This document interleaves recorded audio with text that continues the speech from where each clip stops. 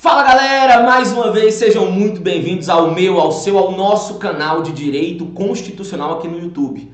Vamos dando continuidade ao nosso projeto SS, toda segunda e sábado aqui no meu canal. Nós estamos fazendo vídeos de Direito Constitucional justamente para que você tenha a melhor base possível, de forma objetiva, mas ao mesmo tempo completa. Nós estamos indo aqui para mais uma aula teórica do Poder Judiciário. Já peço aí que você curta esse vídeo, faça os seus comentários, ajude o professor a divulgar esse canal, afinal, esse canal é feito para vocês. E, se possível, se ainda não fez, faça a inscrição aqui, ativa as notificações, porque sempre que entrar um vídeo novo aqui, você vai ser notificado. E lembrando, segunda-feira nós temos live às 19 horas e nós vamos resolver questões do Judiciário. Ainda temos muita coisa para falar do Judiciário, mas vamos dando continuidade aqui. Na última aula, nós falamos sobre a segunda instância. E aí nós falamos ali sobre promoção, sobre quinto constitucional. Só que nós temos que dar aqui continuidade àquele organograma. Nós temos que falar aqui dos órgãos do Judiciário. E aí nós falamos da primeira instância, falamos da segunda instância. Nós vamos falar agora do STF e dos tribunais superiores. Beleza? Então, venha aqui comigo, por favor, para que não tenha nenhum problema. Então, nós vamos começar agora. Vocês sabem aí que nós estamos colocando assim para ficar algo mais didático aí para vocês, Então, o terceiro tópico aqui, nós colocamos um primeiro tópico, observações gerais, um segundo tópico, primeira instância, um terceiro tópico, segunda instância, e agora é o quarto tópico, na verdade, que é o STF e os tribunais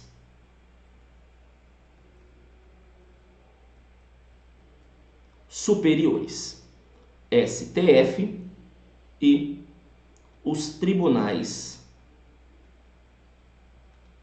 superiores. Beleza? Então vamos lá, pessoal. Eu quero que você entenda, então, que quando o indivíduo ele vai para um tribunal superior, lembrando, quem são os tribunais superiores? Superior Tribunal de Justiça, Tribunal Superior do Trabalho, Tribunal Superior Eleitoral e o Superior Tribunal Militar. Eles são os tribunais superiores. E lá em cima você tem a cúpula, o órgão-chefe do Judiciário, que é o único que pode ser chamado de Supremo, que é o Supremo Tribunal Federal. Beleza? E o que acontece aqui de interessante? Quer ver? Vamos colocar aqui, por favor, uma primeira observação. Coloquem assim, vamos lá. No STF e nos tribunais superiores, o magistrado passa a ser chamado de ministro, e deve ter pelo menos 35 anos. Então, nós vimos que na segunda instância, geralmente, embora a Constituição não mencione sempre, eles gostam de ser chamados como? De desembargadores. Agora, na instância superior e no STF, eles passam a ser chamados de ministros. Nós já aprendemos também, e aí sempre eu vou tentando recapitular esses detalhes com vocês, nós aprendemos que na primeira instância não tem idade mínima. Na segunda instância, a idade mínima para o ingresso, 30 anos. Nos tribunais superiores e no STF, 35 anos. Beleza? Só que olha outro detalhe, isso aqui é muito atual. A emenda 122, ela fez uma alteração na questão da idade no STF e nos tribunais superiores. Qual alteração, professor? A Constituição falava que eu ia precisar ter mais de 35 e menos de 65 anos. Porém, com o advento da emenda 122, nós alteramos para mais de 35 e menos de 70 anos. Justamente porque, com a questão da PEC da Bengala, que alterou a aposentadoria compulsória de 70 para 75, nós aumentamos então mais 5 anos aí, beleza? Então vamos aqui para uma segunda observaçãozinha. Coloquem assim. Com o advento da emenda 122,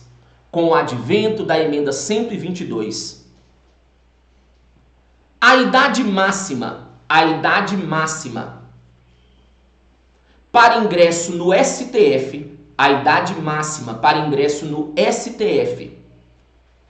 e nos tribunais superiores,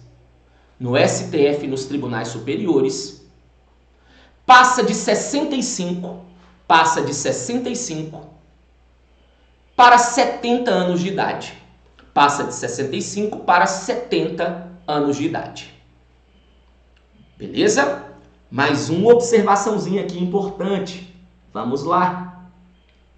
Coloquem assim. O STF e os tribunais superiores,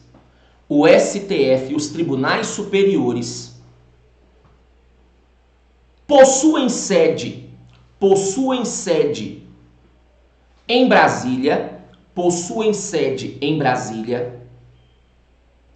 e exercem jurisdição em todo o território nacional. Possuem sede em Brasília e exercem jurisdição em todo o território nacional.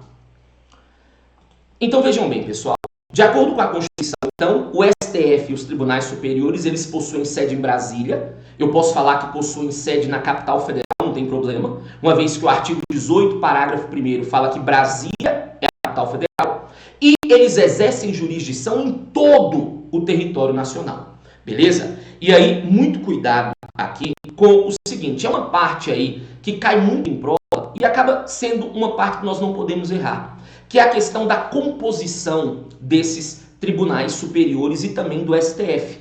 E aí nós temos aqueles velhos mnemônicos aqui que auxiliam bastante nessa situação. Então, para você não esquecer, para que eu possa aprofundar um pouquinho, quer ver?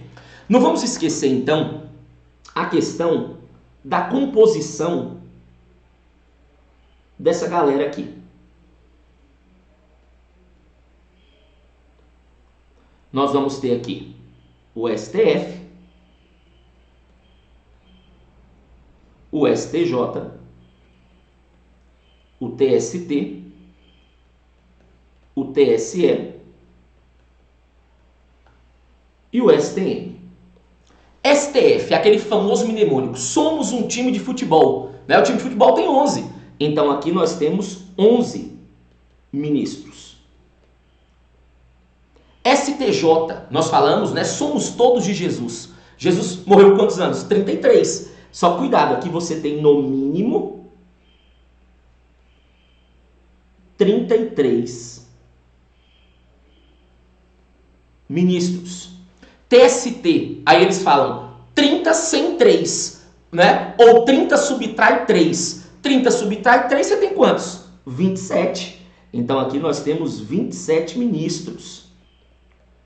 TSE, eles falam que é só colocar o T na frente do E. Se você coloca o T na frente do E, fica o quê? 7. Né? Por isso que aqui você tem, no mínimo, 7 ministros.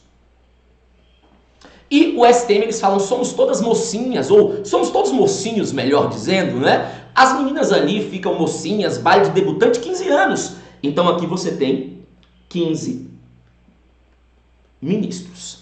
É uma situação relativamente tranquila, mas eu sempre faço questão de deixar aí, porque eu não estou aqui treinando você para um concurso específico. Eu estou aqui querendo fazer com que você aprenda constitucional de uma forma geral, para encarar qualquer tipo de prova. E aquelas provas que são mais literais, como uma Carlos Chagas, o Instituto OCP, ele gosta muito de perguntar essas situações aqui, beleza? E mais, você vai entender que a composição vai influenciar muito. Porque, por exemplo, vou te dar um caso aqui.